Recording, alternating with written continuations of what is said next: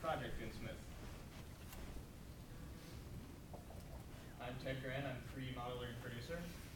I'm Todd Rowland, the programmer. I'm Alexander Ferrari. Oh, sorry. The lead level designer. I'm Sam Grant, the sound designer, 3D modeler. I'm Forrest Brock, and I did the 2D textures and design. History of Human Instrument. We were established in 2014, 1 week ago.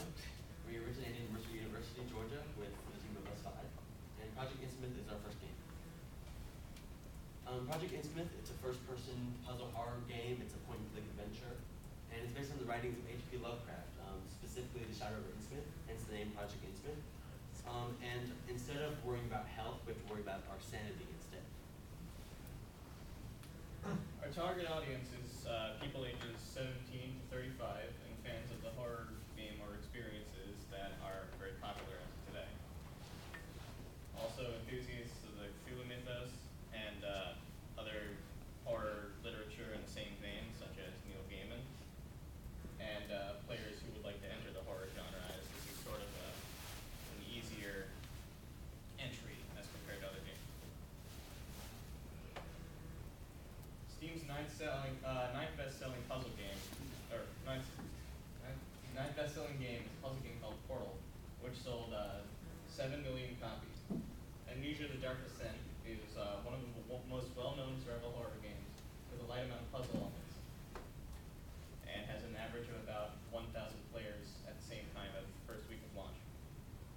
And the game that this is most based around is called Cthulhu: Dark Corners of the Earth, which was also based around the story of The Shadow over Innsmouth. Project Innsmouth is based off of H.P. Lovecraft's Shadows over Innsmouth, where it's about a college student who traces his family lineage back to a fishing town in Massachusetts called Innsmouth. He finds out that all the villagers are part of a cult that worships the elder god Dagon. So in the climax, the student barricades himself in the inn and tries to make his way out through the fire escape. So our game is mainly based on the final climax. The gameplay consists of puzzles where you move room to room and solve each puzzle as like the original point-and-click adventure games. You'll be able to interact with the environment to get descriptions and pick up items and interact with things. As you progress through the game, things may cause your sanity to decrease, which may result in game over. And our main mechanic is switching between the physical realm and the magical realm to interact with the world in different ways by pressing the F key. This is our project timeline. As you can see here, it pretty much just says what we did on each day, showed that we didn't really do nothing. We actually did stuff. And a few days ago, we did hit beta, and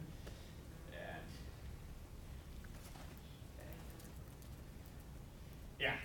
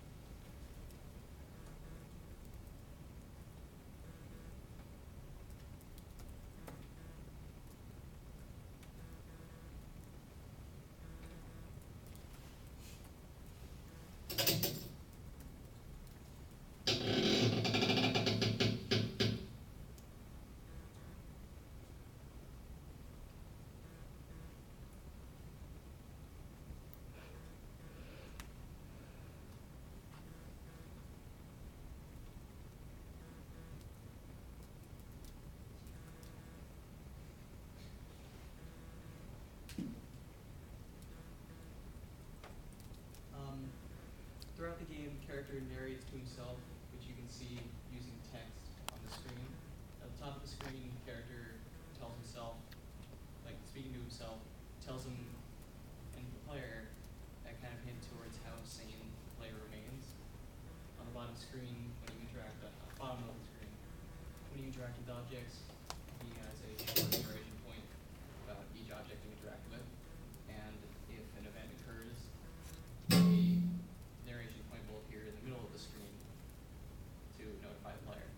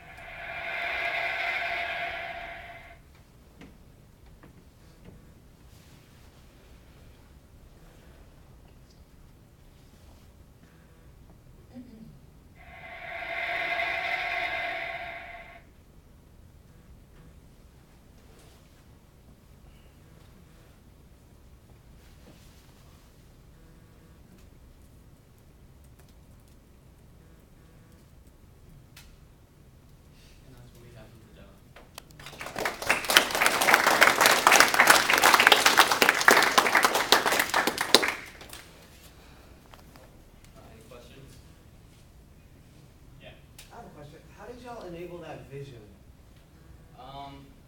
Actually, it's not really changing anything. It's just changing the player location. What I did was I duplicated an entire level, like so many units below the current, floor. So when he presses a button, it switches between the two locations.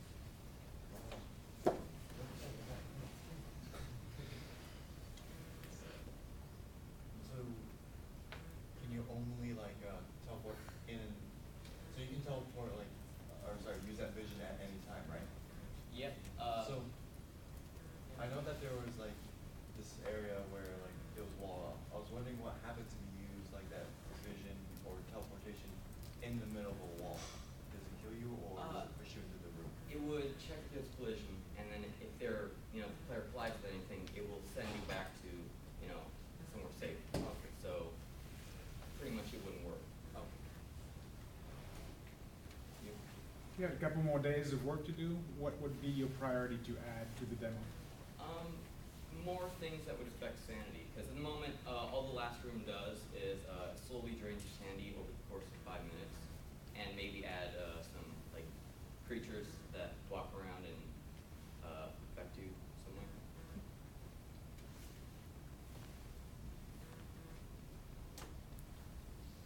Anybody else? That was cool and spooky. I was typing the whole time. I was put all kinds of notes. Let me just go ahead and look back here for a second. I really like the idea of having something that puts stress on the situation. So while we're going through this environment, if I'm going to escape, I have to try and avoid certain things so that I don't go crazy and lose. That's pretty cool. I really like that. I must say from the start, I'm a huge H.P. Lovecraft fan, so that's like, huge kudos just for that. I thought you did an excellent job at the beginning of your intro in tying what this game was to that product, directly mentioning what was going on there. This leads to a whole nother discussion about licensing. But by picking Lovecraft, you picked something that doesn't require a license because that's in the public domain, so that's pretty sharp. So you wouldn't have had to have addressed it. Many other products you would have, but which would cut back on profitability if you're selling something because you'd have to pay for the license. But by using Lovecraft, you don't have to deal with that. There are several things that were totally awesome. There's one thing that bugged me in the demo, and that was that your type is so small. I know I need to be able to read that I'm going crazy a little bit. I think a little sound effect as you slightly do go cuckoo would be good too. I loved your squeaky door. That was awesome. I love the fade in and fade out. I love the kind of the feeling of I'm lost because I'm stepping between the shadow realm and back to the real world, and almost like teleport gates, I guess. I thought you did an interesting job of including artifacts that needed to be picked up and manipulated besides just stepping onto things. I don't know what they all were, but they looked pretty cool. They're all body parts. I wondered if it was lungs. It looked like it could have been lungs. One of them was a brain. On the side of the screen, I forgot to mention. Where do we there's an find the what? inventory. And What do you say? Where do we find what? Where did y'all find that? The body parts? Yeah, all of them. Oh, I made them all. Oh. Except, well, the arms and the legs were taken off of a model I found and messed around with. But, so we actually hashed off the arms and the legs. I thought it was very cool how you also faded in the title after the game had actually started. It felt more like a movie, where when you're already in the game and then all of a sudden here comes the title. That was a neat touch. I thought it was interesting use of the glowing signs, and was that a Van Gogh painting? Yes. Yes. I thought it was. That was a nice touch. I did have a question. When the changes of color, does that mean that one of the symbols is activated? I was not certain if they just changed color randomly, or were they supposed to indicate if you touched one and changed color, it's now active? Yeah, when it goes red, it means it's been used for already. Okay, all right. And I thought the note, the inclusion of something that popped up on the screen so people could read it, That was pretty cool. Who designed that? That was me. Very cool, very It's nice. also- Sorry. Yeah, Um, like if you spend the time and read it, it actually does sound a little crazy. I tried to spend the time trying to make it sound insane. Make it a little bit whack. Well, that's cool. Also, I noted at the end, although you didn't comment on it, I noted you included a thank you screen as your stuff was scrolling by. That's a nice touch, and something that a lot of people don't think of. All in all, I thought it was very interesting. I would love to see, you guys find a way to take a little more time and do a little more development with that, because that was pretty cool. Do you have any criticisms? What? Do you have any criticisms? Yeah, I do have a couple of criticisms on it. One was, like I said, the type was very small for a demo particularly. Now, maybe if you're sitting at the computer screen, it looks good, but for when you're trying to do a presentation, you need to increase the size of your font type so people can tell what it is that's being said and what's being picked up. And I also think that when you're I didn't mention this earlier, but when you're in the area where it's just the symbols, you could use a little delineation so it's not just an all black area. To where, you've got like floor walls things, something, or some other. The idea of that area is that in another H.P. Lovecraft story, actually we found this out after we started designing the area, is that there is one called In the Walls of Ares, which involves an invisible maze. So the point is that you can't see the walls and the floors. Yeah. because Well, and that can work too, but I think that's kind of one of those if you do, if you don't scenarios. You can either go with nothing but symbols, but I think it would probably be useful to have some other things. And I like the idea, I know you didn't have time to do it, of having the critters around. You could, even though they might not kill you, they would help you go crazy quicker. But all in all, it's a pretty neat deal for given that you only had a week to work on it.